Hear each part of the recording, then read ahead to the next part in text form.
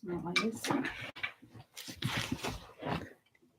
There we go. I thought my light switch was out.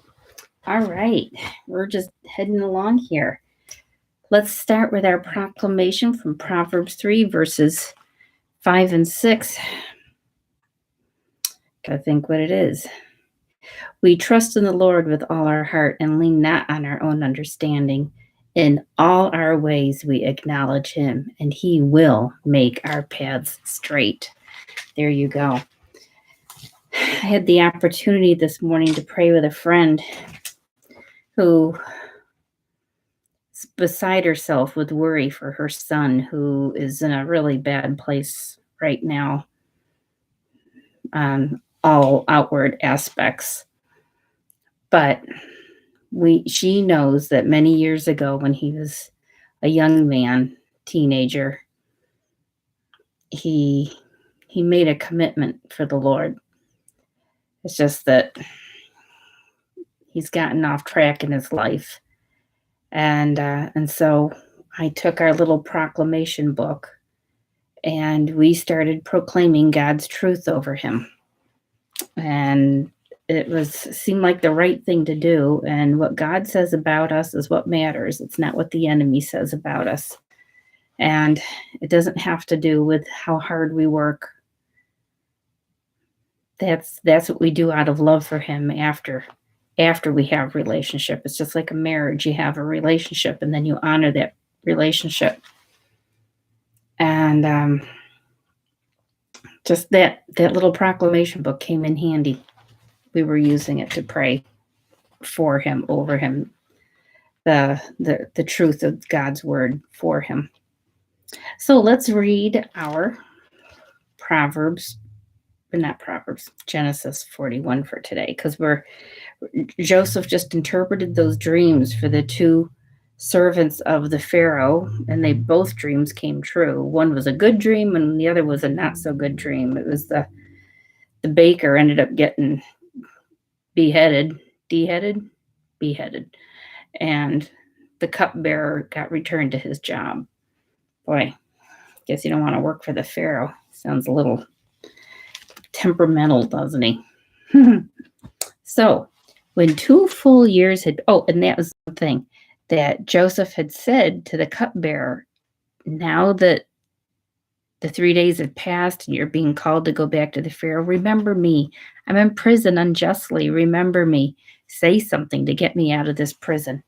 And I wanted to mention something about this yesterday, because the man went back to his job and completely forgot what Joseph had done, had forgotten what God had done for him, showed him that. And I thought, isn't that interesting? Because it was true back then. It was true with Jesus' time, and we're still seeing it now, how people kind of forget when something good's been done for them. I've prayed for a number of people at church, and they've been healed of significant things, and you see them a week or two later, and they're kind of like shrugging their shoulders like, yeah, it got better. And here they were really upset before, but it's kind of like they forgot, or they just chalk it up to, well, I guess I was going to get better. They don't give God the credit. And it seems so odd to me I think, remember, we were also looking at the seeds getting sown on the different paths. And there's the one where the enemy comes along and snatches away God's truth, took away the seeds that were planted. I think, God does these things, and then the enemy comes along with logic. The enemy comes along with science and says, oh, you were just on the verge of getting better anyway. Or it must be that dinner you had last night took care of it. Or it must be those pills that you're taking. Or it must be, he takes some truth and he takes the credit away from God and puts it towards this other stuff, this worldly stuff. And it makes them doubt, and then it doesn't make them believe and trust that God actually healed them. And that happened to Jesus too. Look at the 10 lepers. Remember Jesus healed 10 lepers and or whatever, he kind of prayed for them, go show yourself to the priests. And along the way, they saw they were healed, and only one came back to thank him, and the other ones just kept going. They kept going. It's kind of interesting. Boy, I'm sure I'm guilty of it. I'm sure of it, but I don't want to be. I try to be thankful for things. I try to be thankful. So anyhow, now it's been 2 years. When 2 full years had passed, Pharaoh had a dream. He was standing by the Nile when out of the river there came up 7 cows, sleek and fat, and they grazed among the reeds. After them, 7 other cows, ugly and gaunt, came up out of the Nile and stood beside those on the river bank. And the cows that were ugly and gaunt ate up the 7 sleek, fat cows. Then Pharaoh woke up. He fell asleep again and had a second dream. 7 heads of grain, healthy and good, were growing on a single stalk. After them, 7 other heads of grain sprouted, thin and scorched by the east wind. The thin heads of grain swallowed up the 7 healthy, full heads. Then Pharaoh woke up. It had been a dream. In the morning, his mind was troubled, so he sent for all the magicians and wise men of Egypt. Pharaoh told them his dreams, but no one could interpret them for him. Then the chief cupbearer said to Pharaoh, "Today I am reminded of my shortcomings. Pharaoh was once angry with his servants, and he imprisoned me and the chief baker in the house of the captain of the guard. Each of us had a dream the same night, and each dream had a meaning of its own. Now a young Hebrew was there with us, a servant of the captain of the guard. We told him our dreams, and he interpreted them for us, giving each man the interpretation of his dream. And things turned out exactly as he had interpreted them to us. I was restored to my position, and the other man was hanged." So Pharaoh sent for Joseph, and he was quickly brought from the dungeon. When he had shaved and changed his clothes, he came before Pharaoh. Pharaoh said to Joseph, "I had a dream, and no one can interpret it. But I have heard it said of you that when you hear a dream, you can interpret it." "I cannot do it," Joseph replied to Pharaoh, "but God will give Pharaoh the answer he desires." Then Pharaoh said to Joseph, "In my dream, I was standing on the bank of the Nile, when out of the river there came up 7 cows, fat and sleek, and they grazed among the reeds.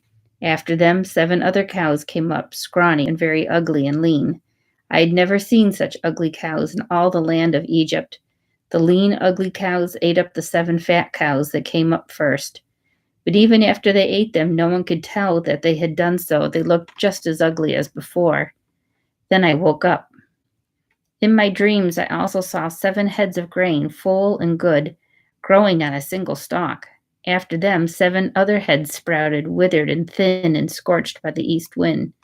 The thin heads of grain swallowed up the 7 good heads. I told this to the magicians, but none could explain it to me." Then Joseph said to Pharaoh, "The dreams of Pharaoh are one and the same. God has revealed to Pharaoh what he is about to do. The 7 good cows are 7 years, and the 7 good heads of grain are 7 years. It is one and the same dream. The 7 lean, ugly cows that came up afterwards are 7 years, and so are the 7 worthless heads of grain scorched by the east wind.